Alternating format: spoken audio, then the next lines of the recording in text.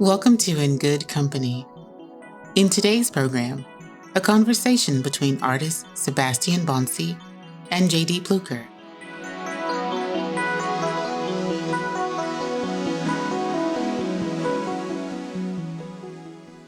Hello and good afternoon, everyone. Thanks for joining us on this live stream for In Good Company. I am J.D. Pluecker, and I'm here with Sebastien Boncy, a Houston artist and photographer. To get started, I'm just going to introduce In Good Company a little bit.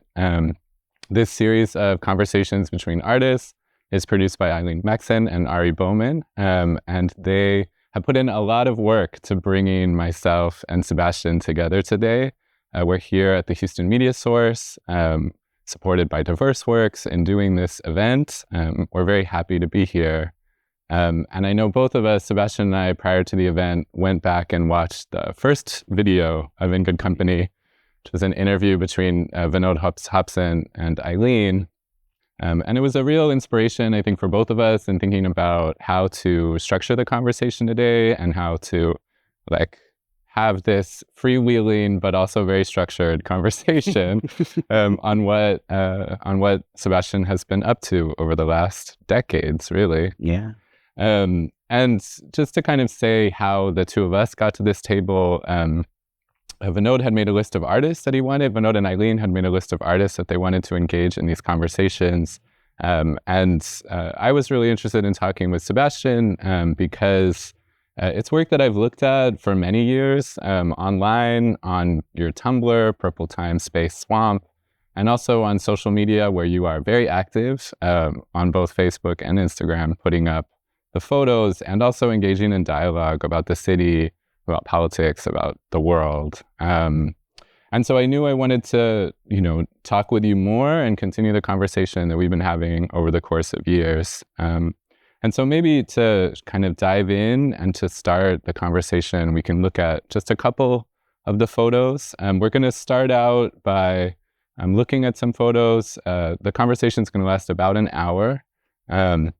And we'll go through a number of different things. Some pop culture references. Let's do all the things. What'd you say? Let's do all the things. We're going to do all the things here over the course of the next hour. We're going to look at some pop cultural references, some TV shows, some movies. We're going to look at some photographs that have played an important role in your own work. And then we'll look at some of the installations and publications, books that you've done over the years. And I guess that also is something that draws us together as artists, is working both in installation and in these artist books. So yeah, that kind of gives an overview of what we're going to do over the next hour. So we'll start out by looking at a few photographs and I'll talk a little bit about them to kind of ground us. So yeah, we're just going to look at 4 images. This one, I think starts us out by thinking a lot about shade and shadow and color. These kind of large color blocks that happen throughout your work. It also, I think, as I look at so much of the work that you post, I'm always thinking about the way that the center is always off. We're not quite sure what the center is. We're looking away from something. We're looking towards something. There's also always a lot of writing. And we're going to talk about text in the work and how text shows up. Let's go to the next one. Refuse and trash, and the way that the urban space and the city deals with refuse and trash. And I think refuse and trash comes to stand in for, it's a metaphor and it's also an object. There are these objects that are out there, but I think it's also, there's a sense too that you're always looking at things that are being thrown away, whether it's like a space that's being thrown away or an object that's being thrown away or a person that's being thrown away, a body that's being thrown away. This one, I think, speaks to me about, again, this looking away and looking toward. There's so many reflections that are happening, so much glass, which makes me think about this Lorenzo Thomas poem, Glass is a Shifting, called Liquid City, where he says glass is a shifting liquid, and he writes about the city of Houston as a city of glass. And I think that shows up a lot in your images.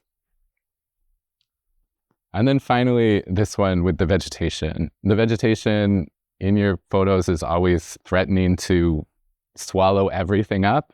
I think it goes this sense that comes out in your work, a lot of voids and ruins, right? So like everything's kind of falling apart, everything's kind of being taken over by vegetation. You get a sense of a subtropical city. You know, we're not in the north, we're in a place where the vegetation is riotous and ravenous and always taking over. So yeah, those are just some images to start with. And I guess then to come back to you with a question. Yes. What are you looking away from when you're taking these pictures, and what are you looking toward? It's interesting to hear somebody phrase it as in looking away. And I'll have to think about that, like, in the future. Because I think what I'm doing, it's like, who knows what I'm doing? I think what I'm doing is trying not to be distracted by the obvious, you know? So a lot of what seems like a sort of like looking away is, you know, trying to reframe a sort of like default gaze, right? You would look in this way, in this direction, very centralized, points of interest. But especially when you're working with like the rectangle of photography, the rectangle of the camera, you sort of like, you get a chance to reorder the world. And every time you reorder the world, you are given a chance to sort of like see the latent structure of it, you know, and the way that latent structure is master of obvious structure.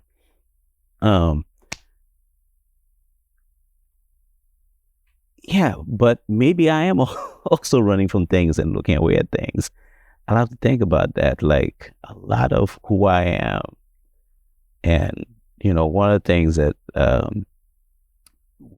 we've had like wide-ranging conversations, you and I, and also with like Ari and Eileen leading up to this moment, have been about sort of like authorship and presence and sort of like me not necessarily always being there with the work, you know. But I mean, you know me, JD.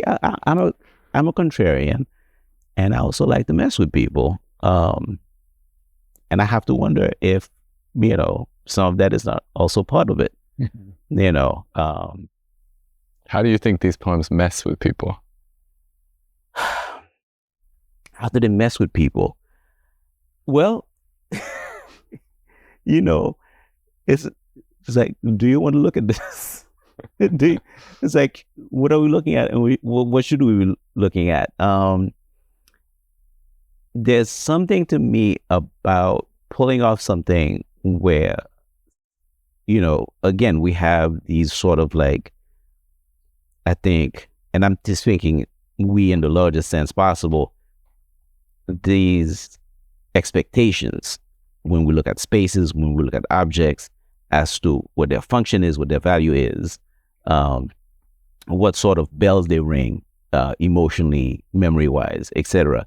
And if I can turn something innocuous into something scary, and if I can turn something, a bit of trash into like a bit of sex, then, you know, then hopefully I have messed with you, you know. Yeah.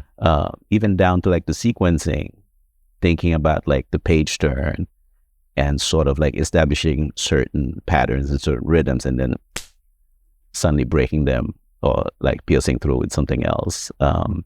Yeah, I do love messing with people.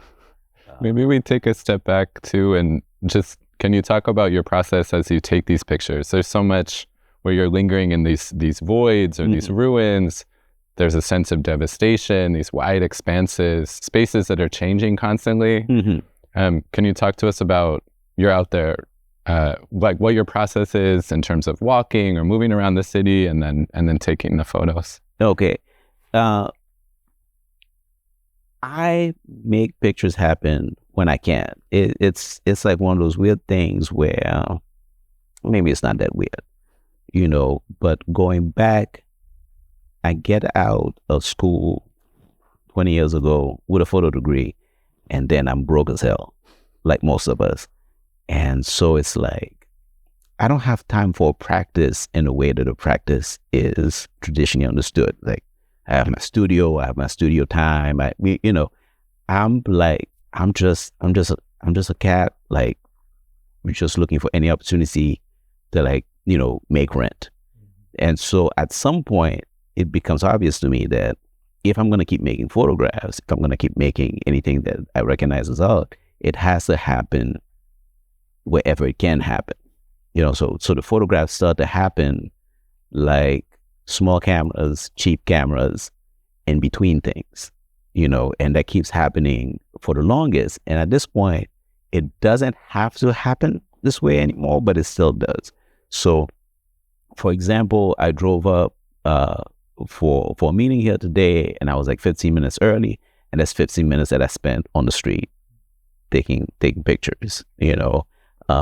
If I had not been here today, like my daughter had a choir thing in the morning, I probably would have been hanging around the high school where she was doing her choir thing, taking pictures. And I'm not looking for anything specific. Occasionally I'll drive by something, I'm like, I have to come back for that, right? Okay. But usually it's like, I have the time and I'm here, let me make some pictures happen. So the thinking happens as I'm walking and I'm making the pictures. So like on some level, I'm figuring things out as I'm looking at things. So I'm as surprised as anybody else by the results. But also it's a lot of it is therapy. It's, I'm out there because it allows me to process a lot of things, again, both intellectually and emotionally, and maybe I need to stop making that distinction.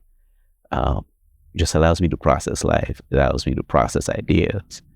And it's very calming, which is something that, in the days of fire, I think we need more calming agents than ever. Yeah, and I think the days of fire is something we're going to get into a little bit more, having this conversation or doing this work as the world is on fire. And it makes me come back to something that we had talked about before, which is Baudelaire's flaneur, right? The wandering around the city. And one of the things that we had talked about was, I guess Baudelaire was opposed to photography in some way, which we're not sure about, but perhaps someone can look it up and see. Yeah. But what I think I was specifically thinking about, and something I've talked about too with artist friends, with Regina Agu, who has a practice also of walking, which is how Baudelaire never thought about all of the different kinds of people that would walk, right? For him, it was a middle-class white Frenchman wandering the cities of Paris, I guess. And so what does it change for you and your body to be doing this work? Or, what does it change to make the flaneur into, a marginalized subject themselves or herself, himself, right? If it's a woman, if it's a queer trans person, if it's a Black man wandering the city. It absolutely makes it more dangerous. I also had that conversation with Regina.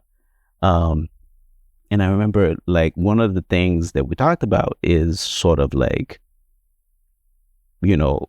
as a woman, sort of like the extra layers of danger that she has. And me, I have some layers of danger too. At some point, we had breakfast in the, near U of H. And I don't know if you remember, we had breakfast. I got there early because, again, I can make some pictures happen. So I got there early. I'm taking some pictures. And I saw the lady inside giving me cop eyes. And I'm like, ooh, I better be careful. And then we went inside and we're having breakfast, and she came and she talked to you. I had Spanish, I don't speak Spanish, and you said, like, yeah, she saw you outside and she thought about calling the cops. Because that's a lot of times, being like a Black person with a camera, first and foremost, you're a Black person. So you're a Black person that's doing something that people don't understand. Like, the default for a lot of people, call the cops. Thankfully I'm moving quickly while I'm working, so that doesn't always happen. But if I linger too long, and if I'm in certain neighborhoods, it happens quicker, so it's, I've had a few conversations with officers about aesthetics and foliage, brought to you by concerned citizens.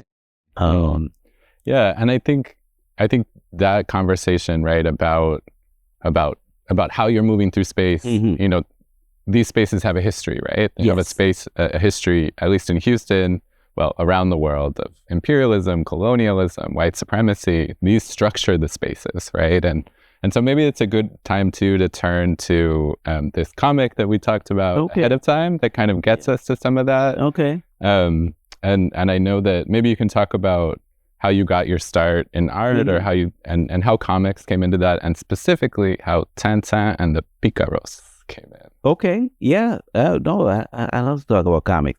Comics is really my first love, and it's the first time that I'm really into who's making the stuff, right? And how it's made, and what are the various layers of it and stuff. So, growing up, like comics were my go-to. And there's still, even as a photographer, if you come to the house, comics outnumber any other media by a wide margin. And that's like if I'm including like my wife and my daughter's media, it's like my comics still dwarf all their stuff.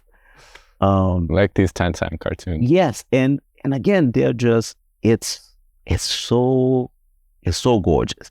And we're talking about Hergé, we're talking about like a difficult sort of like legacy, like a lot of those big names like Hergé, Eisner. I mean, we're talking about like moments of like deep racism and sexism, and all kinds of other stuff. I could probably point to a couple of panels in Tintin and the Picaros that are, right? But at the same time, like I said, this is just like gorgeous stuff that you can just pick up and take with you anywhere. When I think about like a lot of that I love, or sometimes I think I love because I haven't experienced it in person, it's so hard to access, like a lot of stuff. But these things, they were relatively cheap, they were plentiful, and there was a level of craft that was amazing. So Tintin and the Picaros is the last album that Hergé makes, and it also becomes sort of fascinating because Hergé is sort of like in the Americas in a way that I finally recognize, because before that there is Tintin en Amérique, which has like a lot of like it's just unacceptable native caricatures in it. We have Louis Cassé, some of the same General Alcazar has introduced. There's some interesting stuff. Picaros, I recognize as a Haitian with a sort of like that sort of like flow of revolt and oppression, that sort of like rotating door of like, this year's revolutionary is next year's like president for life type of thing. I recognize the energy of it. I'm like, oh, he's really sort of like picking up on something. But also I think it's still the ideal in terms of density, right? It functions at a bunch of different layers for a bunch of different age ranges. It functions as sort of like, sort of like big comedy, as satire. It's a fascinating read. Like I said, it's these things, there's always going to be uncomfortable moments in terms of like the depictions of others, especially for these Europeans, but it's a fascinating thing. And by the time I start art school, this is all I know, right? I don't know. I didn't go into an art museum consciously until I was an adult, until I was already sort of like an art major. So, when some people come in in the photo program, and they're already thinking about Dudley Besson and Gordon Parks and Bernice Abbott and stuff like that. I don't know any of this. I just know Tintin. You know, I know Tintin, I know Asterix, I know Jack Kirby, I know Will Eisner. So these are sort of like the roots of my understanding of like how aesthetics work, how sequencing works. And I'm sort of like, I'm in school and trying to apply these lessons as I'm learning new skills, which kind of creates some frictions and fictions that I kind of had to survive to get to where I'm at right now. Yeah, maybe we can pull in on that frictions and fictions idea a little bit. And I think it leads us to the next, to this film by Sergio Leone that we've talked about a little, Duck You Sucker, that we're going to watch a little sequence from, and then talk about a little bit more. Okay. Cool. Traidores como tú, yo los fusilo por la espalda.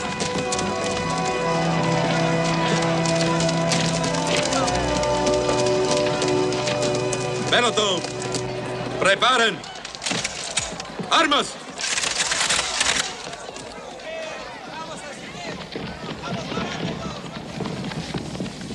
Apunten. Fuego. Pelotón, en su lugar. Descanso.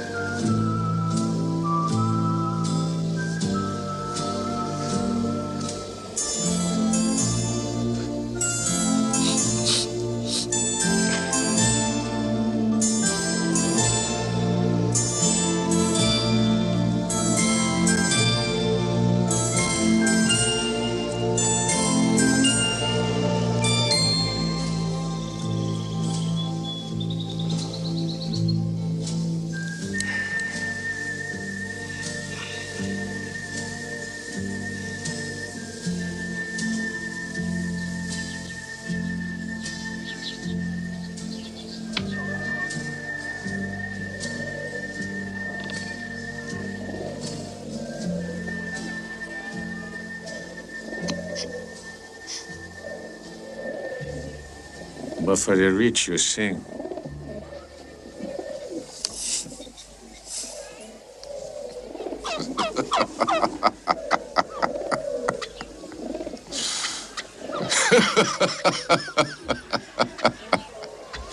Oh, Jesus, Juan.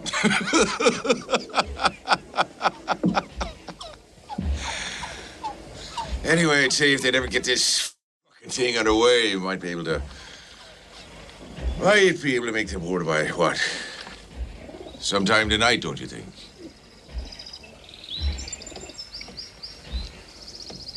America.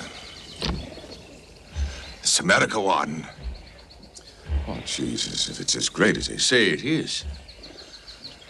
Filled with banks, stuffed full of dreams. Juan.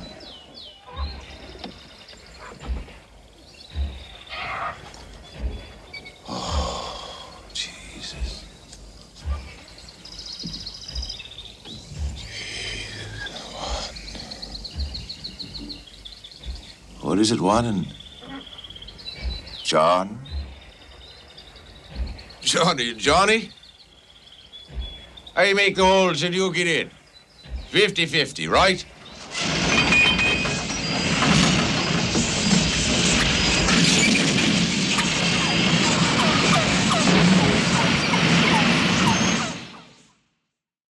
Okay, and we're back.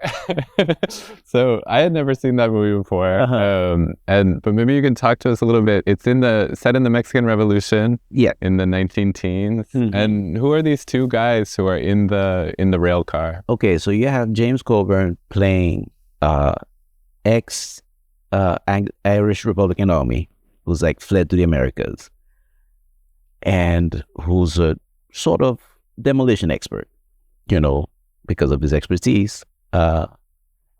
And you have one who is a bandit that accidentally becomes a hero to revolution. And the film, amongst other things, is beautifully structured. And so like this is the end of the second hour. The end of the first hour is him preparing to rob the bank. And so they're like, in the town where the bank is at, and there are a lot of the sort of like choreography and sort of like there is an execution there too, and it reads very differently. But basically at this point, sort of like Juan is like a hero to revolution, again, by accident, because he frees a lot of other revolutionaries while trying to enrich himself. And he has lost all 6 of his kids to the fight, and between those 2 executions, all 6 of his sons get murdered. And that is a moment where there's sort of like the potential for a turning point, because neither one of them want to be involved. They're both sort of disillusioned with the idea of revolutions, for different reasons. But what attracts me to this film originally is sort of like recognized like, so like the Sergios, Corbucci and Leone, and all the other people making spaghetti westerns, and even down to the people making things like Bud Spencer and Terence Hill movies and a bunch of other things around the world, are sort of like dreaming about America, and as a kid in Haiti, I'm also kind of like dreaming about America. This is set in Mexico, but it's the Western American genre, right? But it, to connect it back to like some of the stuff that you asked about, like looking at it now, I'm thinking about like, well, yeah, there's like all the stuff is there. Sort of like, first of all, fulgurating beauty, it's like beautiful performances, gorgeous cinematography. Like this guy could frame like and like that gorgeous Ennio Morricone score. But everything's sort of working at a register where it's like, it shouldn't be this beautiful, right? Because we're in like a cult with animals. He's like mostly whistling. So it like the sort of what we recognize as sort of like markers of grand beauty are absent, but the effects are still the same. So, looking back at this clip now, it's like, oh, that stuff is part of my DNA. Yeah. The other thing that comes up in it that I think is important is this line he says when the bird hits on him. Yes. He looks up and says, only for the rich for the rich you sing, yes. And it's something that I think has drawn me to your work for many years, which is that you're very anti-copyright, you're very kind of open source about your work and putting it out there and having people use it, that you're not having people access it, having people use it how they want, having people I remember at one point you said, you can make a book with my pictures and do whatever you want with them. I'd be excited to see how you would order them or how that would make it. And I think that goes against this idea, right? Like that artists are only there to sing for the rich. And I mean, it was something that I think in your practice, I kept coming back to. It's interesting then to shift to the next clip that you chose for us to look at, because it's it's diving back into this dynamic between Latin America and the United States, or between Latin America and the Caribbean and the United States. And it's also specifically looking at going back and forth. And I know, as you've talked about, that sitcoms played an important role, and you're coming into English and into the United States. So let's look at, a TV show that has structured that relationship, or the sitcom Golden Girls, when they go on vacation to, I think, an unnamed island country. It always has to be unnamed. Unnamed island country. So you run into trouble. Let's visit with B. Arthur.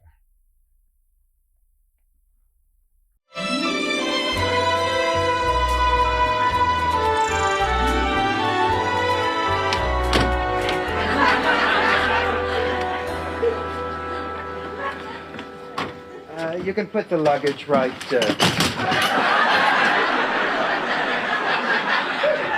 There would be fine, too. Girls, this room looks nothing like the pictures in the brochure. Oh, this room isn't good enough for you? Well, not for $100 a night. Americans, you measure everything by the almighty dollar. Well, we're trying to learn the metric system. It's not that easy. This place is like a sweatbox. Oh, great. The air conditioner's not working. Well, who needs air conditioning? We have a fresh ocean breeze and a breathtaking view.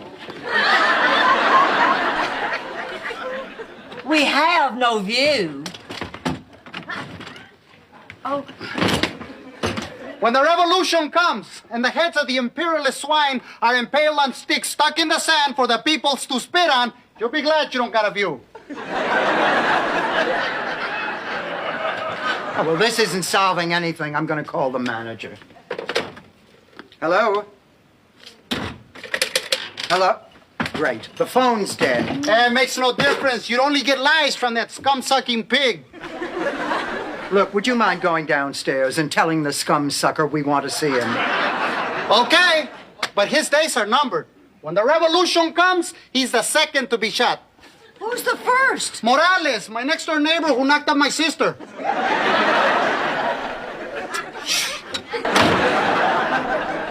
Well, this is dandy. Just dandy. I knew I should never have let you two talk me into coming to this godforsaken place. Oh, come off it, Blanche. We all agreed that this was where we wanted to spend our vacation. All I wanted was a tan on my thighs. Now I'll probably end up a prisoner of the revolution. They'll rip my blouse and make me cook for the officers, and spit food in my face and make fun of my recipes. And eventually I'll catch the eye of some fat general with big sweat stains under his arms. And he'll force me to let out his uniforms and satisfy his ugly needs. It sounds like Christmas with my ex-husband. Okay. Yes. So we're back from the Golden Girls. Oh, man. So much good in there. Yeah? Oh, my God. So much. Listen, that little composition when they come in that establishes the geography of the room, that would make Alex Webb jealous. That's gorgeously done. You know, that sort of like big orange bed. It's like magnificent. It's like those three women, their timing, beast. They were beast. So I'm learning English from this. And I'm learning, it's like, oh, look, this is how American relates. And to this day, I'm 46. I've been here 26 years. So that means I spent most of my life here. This is still how I sort of process and view the world. The day we moved to Denton, because we're in Denton, Texas for a little bit. Sorry, Houston. We're in Denton, Texas for 3 years. And the first day we come into Denton and it's late, and I go into the gas station and it's like immigrant to immigrant, Caribbean to like South Asian. And, I asked the guy working the cab, I say, hey, I can grab a bite. He's like, excuse me, I can grab a bite. And Julie, she's like, damn it, Sebastian, just ask him if he knows anywhere where somebody can eat. Nobody talks like that. And it's the kind of thing that happens to me over and over again. That's where I learn English. That's also where I learn to behave. Mm-hmm. I have some Looney Tunes mannerisms. I I still ask people house tricks. It's so it's a weird thing, but it definitely captured my imagination, and sort of like it's part of my operating system now. Now, as far as sort of like connecting to the island, the Golden Girls lived in Haiti. Like, many people don't think that. They think Miami is in the United States. Miami is in Haiti. So for me, those were aunties. They're just like white Haitian women. Yeah, and I mean, it's interesting then to think about how this teaches you English, or is part of your learning of English, and then also part of learning how to move and view the world, because it sets up such clear dichotomies between Latin America and US, right? And clearly, like, the ladies' expectations are not met, right? Like the rudeness, the sense of revolution around the corner at any time, this class rage that's happening, this national rage that's happening. And then even the colors, like the way that colors came into some of those photos we looked at the beginning, like there's things going on with color here too. I guess I want to shift a little bit to talk about, I understand at one point in time there was a moment that you thought, maybe I'm not going to take pictures anymore. Maybe I'm not going to take photographs. For a second. And these two photographers who we're going to show you their work. Okay. First, I guess it's William Eggleston first, in this untitled photograph from the end of the 60s. And then this other photograph by Wolfgang Tillmans, Jochen taking a bath in 1987. And that you talked about these two photographs as kind of leading you back to photography, or giving you a way to think about how you might take pictures. So I wonder if you could talk to us about these two and about that kind of, I guess, crisis of faith or something. Okay. Yeah. No, it's a thing that happens when you go to art school. Art school has a tendency, by and large, to wash the taste of art out your mouth. And I'm speaking generally here. There's some people I can speak about that I love. I'm afraid to name the professors that matter so much to me, because then I'd be silently damning all the other ones. So you know who you are. Thank you so much. You were essential to my survival. For the rest of you, we're here. We're still here. Right? But basically, again, we go back to that sort of like fulgurating beauty with accessible means, right? Because this is nothing. This is like a bathroom, that's just like outside on a dreary day. It's like, these are not supposed to be exciting pictures, and yet they're gorgeous. They're gorgeous. They're full of feeling. They're full of sort of like risk-taking graphically. They really spoke to me, and seeing them like at the same time, if my memory is not, again, a fiction, it was part of a spread. So I'm looking through this magazine, it's like boom, boom. It's like, the hell, it's just like, and I'm like, oh yeah. It's like, I had not been making these, but I wanted to make these. And it's like, so they remain, both Tillmans and Eggleston, incredibly important to me. I think it goes back to this thing you said about the Sergio Leone film, right? Yeah. It shouldn't be this beautiful, right? Like, it shouldn't. We're in a rail car where there's all these animals and excrement, and the same thing here, right? Like, in the first picture, there's this extreme dichotomy, hierarchy, racialized hierarchy, this kind of sense of, I mean, I don't know where this photo is taken, but the sense of that structuring everything in the moment, and then at the same time, the kind of extreme beauty of the leaves and the water and the reflections. And then in the other one, we're in the bathroom, right? Like, we're looking at a toilet, right? Yes. And we're going to come back to urine and toilets later. So maybe we're going to start the thread there. Okay. But yeah, I mean, I think this is a nice way to come into looking a little bit more at your pictures, at your photographs, and specifically how you bring them out into the world. So we're going to look at some shots from some of your installations. The first one is, I guess, at Visible Records. Yes, Visible Records. And this also starts a really interesting thing I want to talk about too, which I mentioned before in the graffiti on the wall, which is how text comes into it. And here you're writing on the wall, and it says there, any person who I have robbed was judged by me. So bringing back all these themes of robbery and revolution and theft and attack. Yes. And then we can see the way that they're laid out, right? Maybe we can go to the next one and look at how you're arranging them on the walls. Another show that we're going to look at, this one, stop killing, there's text coming in, stop killing the poor. And we see that a lot in your work. Like there's these freeze photographs where it says, it's cold, bitch. And then there's often like text that's coming in from the world into the work. And then we're also at Galveston Art Center, this show Time After Time, where you're combining, I think these are black and white photos of vegetation, right? Combined with photos from the urban spaces. Yes, they're pretty, they're all pretty close because they're all sort of like north side Houston and like far north side, like north of the Beltway.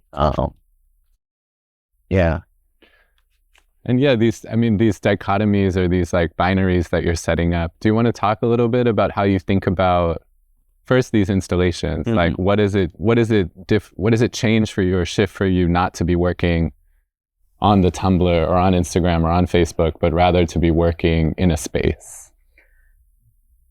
When I'm working in a space, I'm thinking of it in the same way that I'm thinking when I'm designing a publication, so it's like if I'm designing a publication, I'm picking out, first comes like the selection of images, the selection of images, then maybe the sequencing, and somewhere along the line, I have to choose a format. Is this like an intimate thing? Is it a big book? Am I making spreads? Am I making like single images?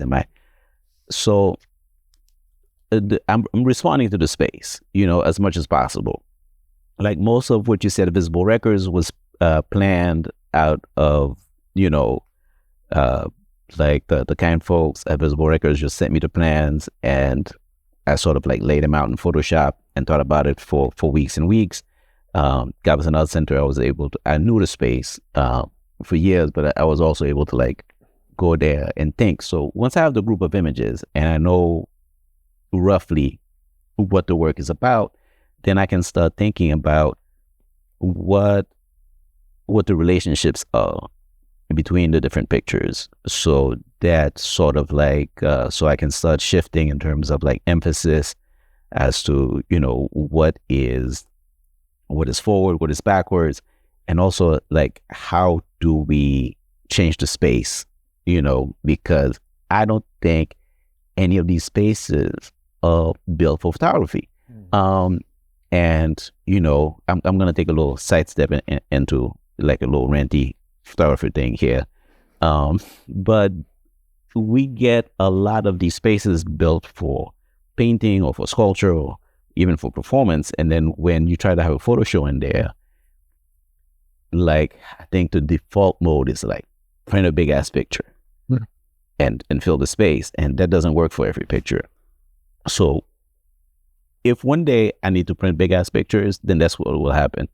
But so far, I've had to more sort of like modify the space to sort of like meet the pictures at their sort of like necessary scale, if you will. So that's a lot of what, for example, that sort of like those black and white paths that sort of like become this grid that's reminiscent of like other things that maybe I won't like mention by name just because I like leave a little bit of mystery in there. Sort of like modify the space in a way that I feel the pictures can exist in their proper number and at their proper size, and usually I'll look at the sweep of it in sort of like a narrative sense, or even sometimes like blocking out different walls as different chapters. So, in terms of thinking about, say, war and the Visible Records work, any person I have robbed was judged by me. I'm thinking about what the war means in terms of interpersonal relationship, what the war means for dwellings, what the war means, and each wall kind of like covers like a sort of like different aspect of it. I think you referred to it as a chapter in other places too, which is interesting. I mean, I'm really struck by the size that you're kind of insisting on these small democratic sizes, right? Like the print that from a Walgreens or from a pharmacy, right? Like you're not doing the huge fine arts print. And I think, that communicates a lot about your aesthetic and also about your politics. And I find it really interesting too that I ask about the installation and then you immediately start to talk about the books. Because I mean, I think that's something we share as artists too. It's this desire to work in space and in book, and to see a space as a book, and to see a book as a space, and to kind of work with those in these ways that go back and forth. So maybe we can look at some of your book publications. I pulled out some of these combos, these combinations. So you're definitely playing with page spreads here. This is from a book called Deacon Blues. Your books are all available online. Yes. What is it? MagCloud. MagCloud. Yeah. They're available for download or for reading on an e-reader, which also I think communicates, what you're trying to do or how you're trying to get your work out there. They're not these expensive $100 coffee table books. So this in Deacon Blues, the black and white images from a vegetation next to these urban kind of refuse or urban throwaway moments. And then the next one, again, another one like that from Deacon Blues. Let's just go through the rest of the books too. Okay. So from Persimmons, we have these, these juxtapositions. There is no future. And then on the next page, there is no past. So again, playing with text, playing with language, combining the one and the two. We've talked about time in relation to these. And then finally, the last book combos I want to show is from this book, Bubbles, that you made, which had a really interesting subtitle, but now I'm forgetting it. Bubbles and Drown, something about drowning. Don't you feel like you're drowning today or something like that? But on the one side, we have these like overlaid images from the newspaper and then paired with these photographs. I think there's one more. And then, so I wonder if you could talk about now the books, right? And how you think about, I think the grids are reappearing in the book as well.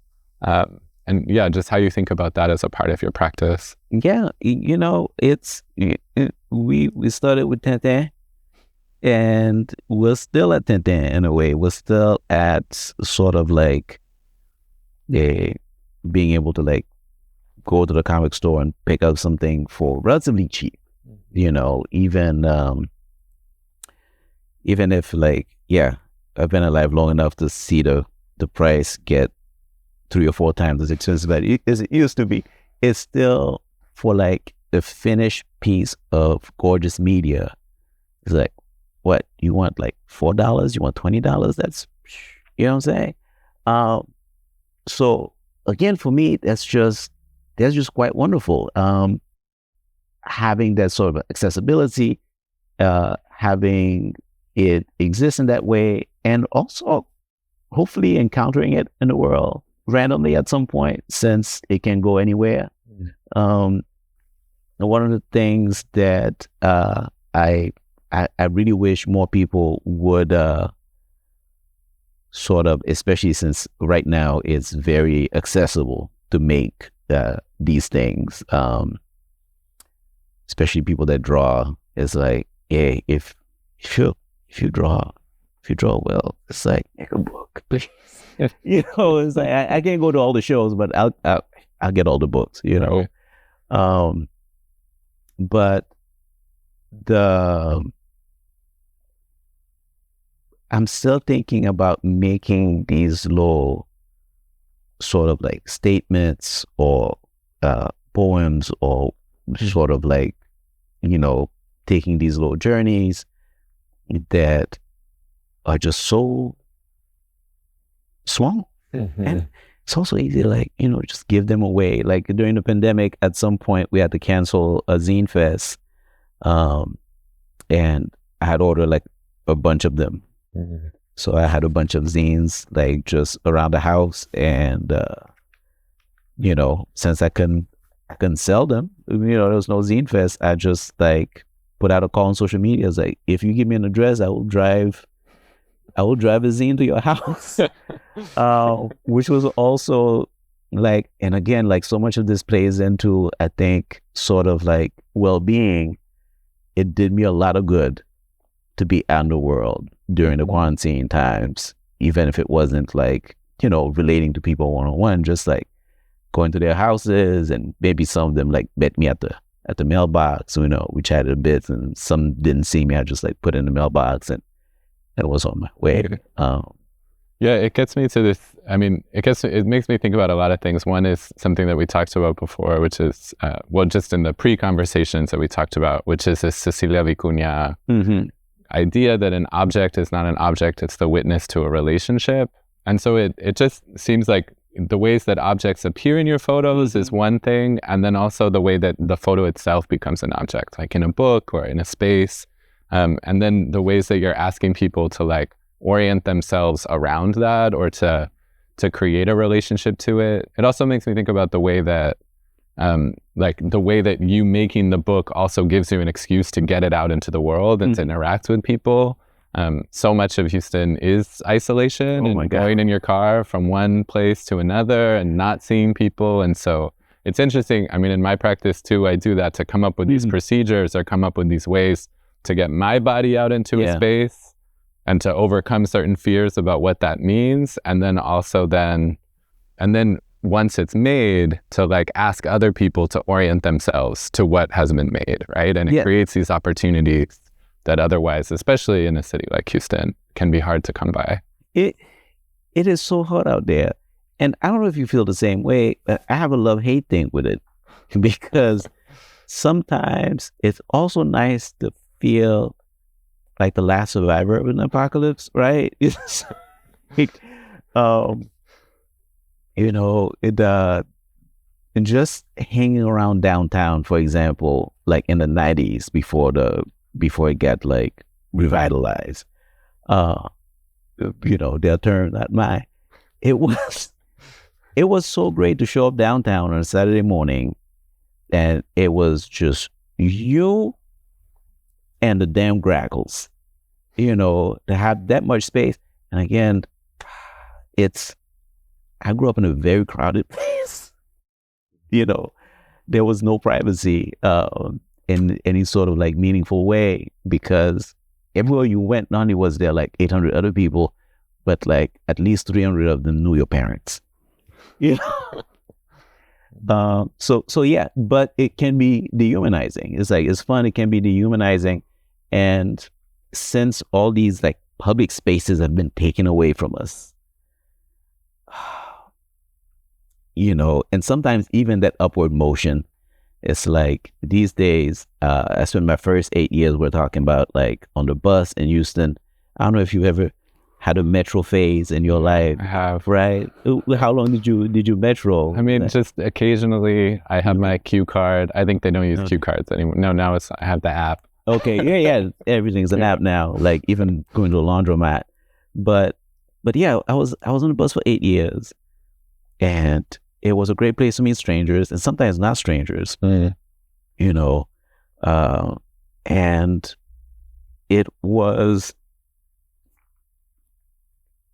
but it's like there's nowhere to go where you can just be with a bunch of people that are not spending money or that don't have a sort of weird agenda. Even pugs, some of the pugs in Houston are just like the pugs in name alone. Right. They're just kind of like what we call a terrain vague back home. It's like vague terrain. Like, it's kind of this empty space. Yeah, just this empty, it's like, all right, we call this a pug. Like, we got pugs now. Well, it's interesting because there's this thing too that they're doing with parks to revitalize them, which I think we can use we can step away from their term and use terms like gentrification. Yeah. Like the way that they're gentrifying the space, right? It's like to clean them out or turn them into activity centers. And do all of these kinds of things. Yeah.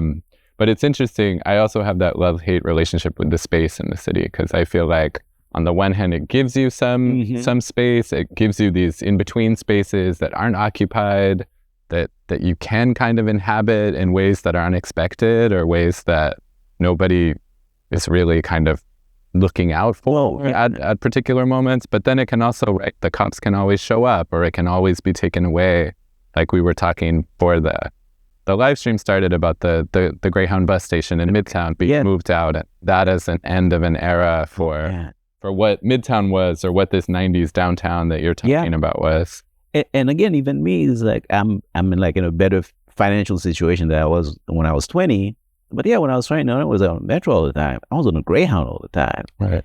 And that had its own sort of dangers and fascinations. And those intersections with strangers were so amazing. Right. Not always good, but reliably amazing. And I think in these new hygienic spaces they want to make to keep everything clean and push everybody further out into the margins. And that's also why I'm always drawn to your work, is because your work is often outside the beltway, like obviously outside the beltway, or definitely outside the loop, right? Mm-hmm. You can see you moving through these different spaces. I want to go back to the last survivor of apocalypse that you said, because one of the times that we worked together was in 2017 after Harvey hit. And I wrote an essay for Open Space, a journal that's since closed, but and was drawn to your Harvey photos. So maybe we can show them and look at them a little bit. This one echoes to me those Tintin comics that we looked at, in the sense of the vegetation all around, the kind of framing of it. And then you can see these kind of strange trash items that are in the trees and in the bushes that were raised up by Harvey. Mm-hmm. So we're looking at these like after effects of the storm. Let's keep going. The pool closed was really resonant to me in the sense of like the promise of the suburb or the promise of leisure time foreclosed, right? We're not going to have that because it was flooded. The next one, this mattress shape, comes back to something I'm always seeing in your pictures about abstraction and the way that abstraction shows up in landscape. They always seem kind of like high art photos in some way, but then with a very kind of, base, or, it's a flooded mattress. It's the backside of a flooded mattress. This one, I think led the piece that I wrote. I just loved the difference in the shapes, right? So it's a heavy trash pile after a house was flooded. It's kind of like the dream of the shape in the background, but converted into a nightmare, with then this other refuse again showing up in the work. And then the last one with, again, text and reflection, underwater, right? Something submerged. So I guess I just wanted you maybe to talk a little bit about photographing, as you put it, in the days of fire and the days of flood. It's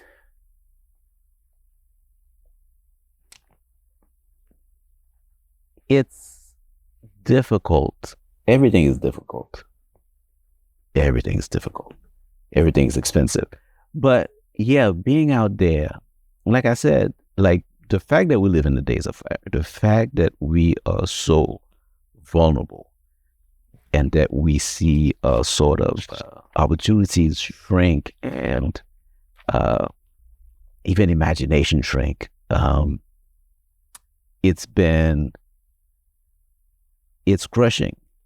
Like being out there, one of the reasons why I'm out there is because being out there, like I said before, has a sort of therapeutic value. But also, we have to look at these things. We have to look at these things in a way that I'm reaching for a word that's not palatable, but have you ever seen When the Wind Blows? I think so. When the Wind Blows is a fascinating experience. Again, it's based on like a comic, but it's an animated film. I've not gotten my hands on a comic yet, but I've seen the animated film. And the animated film, it's middle-aged couple in sort of like England, country couple. And within like 10 minutes of screen time, probably less, atomic bomb drops by. So the couple is functionally, they're dead because of radiation poisoning. they don't understand that they're dead. So they spend the rest of the film dying. And that's the film. That's you watching a cute, little drawn couple die for like an hour and 10 minutes. It's very unpleasant. But it's fascinating. And I'm glad the people that made it. And I feel there's a responsibility to sort of like look unflinchingly. Not because I think the bomb already went off. Or maybe the bomb did go off. The bomb went off. Maybe it went off in 1492. Yes, the bomb went off. The bomb went off. Unlike that couple, we're not for sure doomed. But we have a responsibility to sort of like not look away. And we have a responsibility to sort of also imagine an alternative, you know, and I'm not a great maker up of things except for casual eyes. and so that's my chosen medium. You know, this sort of uncentered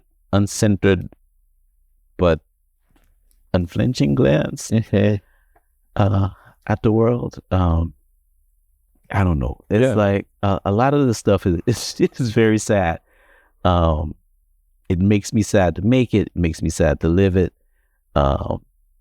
There's jokes in there too. Yeah, there are. We're gonna look at some of those too. But yeah, I mean, I think that's what draws me to it. There's a sense of melancholy in a lot of it, but then there's also a sense of this like underlying rage that's happening. There's so many different emotions that are going on in the pictures, even when you're not really sure what you're looking at, right? But I think, and then if you look at the work over the arc or over the course of these decades of taking photos, you really do see a different story. Maybe let's turn to this more recent project. Okay. Which I love the title. We haven't talked about your title. Well, maybe you can talk about how you titled this one. This project is called I Only Show You These Things Because I Love You. Okay.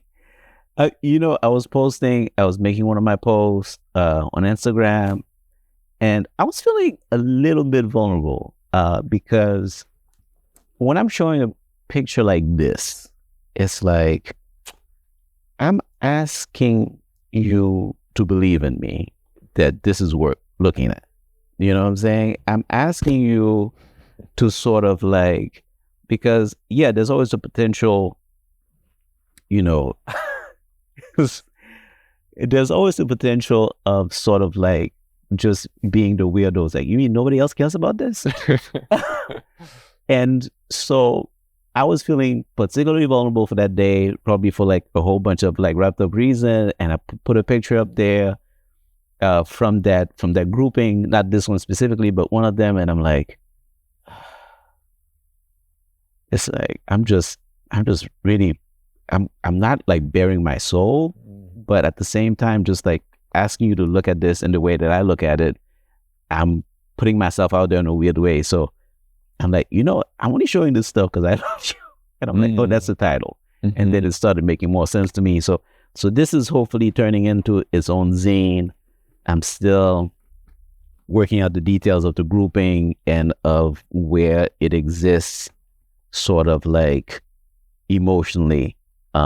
Maybe we can flip through some more of the images and look at them. I was really drawn to this because in the work that I've been doing more recently, the unsettlements, it's a lot of work that's about like what stories we tell and what stories we don't tell, who we tell the story to and when and in what circumstances and why, and how the relationship structures what we talk about and how we talk about it, right? And I think here the relationship structure is what we show, right? So then to be able to frame all of these pictures as something that, you know, typically I only show you these things because I love you is like maybe your most intimate secrets or your vulnerabilities or something really beautiful too that maybe you don't want to share with everyone. So then to have that tacked onto the chicken bones in a corner, or in the next one, this kind of explosion that happened somehow, we're looking at all of these after effects. In the next one, the something spilled or something was peed or something was left, these kind of tiny little assemblages, still lifes really, that you're finding in the space. In the next one too, we're seeing the urine showing up again, right? Like this excrement again, what's left behind, and the kind of structures and installations that people are making every day out in spaces. Right? Every day out in spaces. And let's look at the next one and then because I love this installation, right?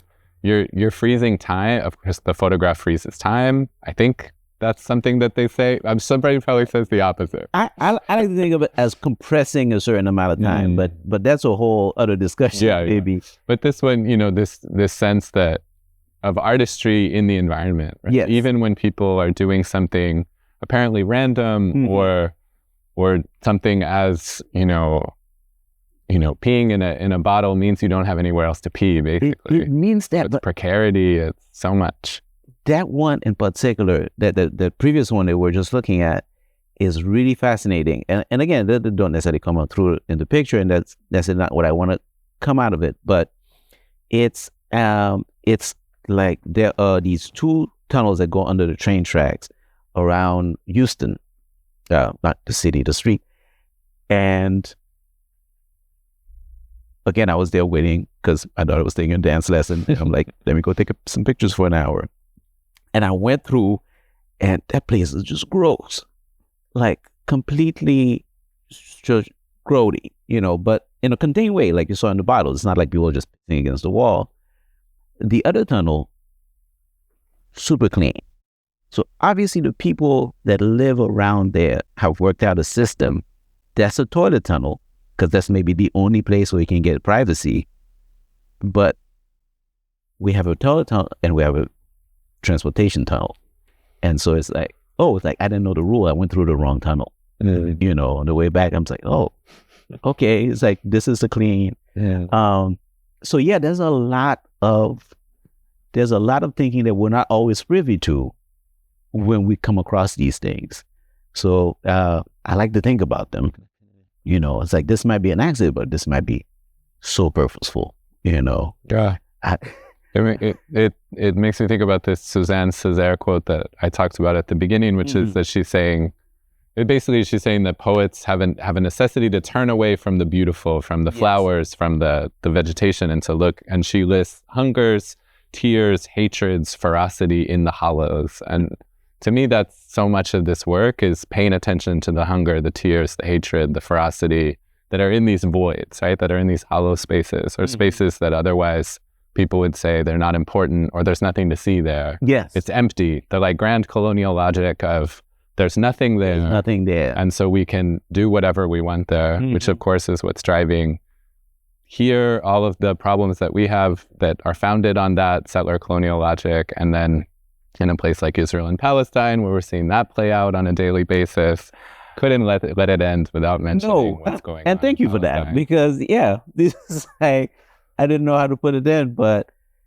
talk about like not looking away. Right. We are in a moment where you and I, as citizens of this country, we are complicit in a genocide. Right. It's really easy to look at, like, it's really easy to like find comfort in Golden Girls, and only Golden Girls right now because of endless reruns. But it's like, we can't. But and as we see, it's in Golden Girls too. It's everywhere. If you know how to pay attention. Right. Yeah. If you know how to pay attention. And I think that's it. It's turning something innocuous into something scary, right? Like you said that before, and I want to go back to that it's like, you could look at these pictures and say there's nothing there, right? There's nothing there about Palestine. There's nothing there about imperialism. There's nothing there about white supremacy. There's nothing there. And I think it's exactly that reading that misses all of those connections that's gotten us to where we are, right? It's like, how do you look at a picture of paper plates scattered at a gate and get to where we've gotten in the conversation, And I think, well, I want to thank you for the conversation. We're wrapping up. Do you have any last words you want to share with the audience before we conclude? I don't think so. I hope the audience has questions, because I do love questions. Yeah. So thank you so much for joining us on the live stream and being here with us today, or watching the video later, years later, months later. And if you are on the live stream today, we're going to take a quick break, and you can send your questions through the chat, and we'll come back and we'll answer some of those questions. So thank you so much, Sebastien. Thank you, Eileen, Ari, and we'll see you back in a minute.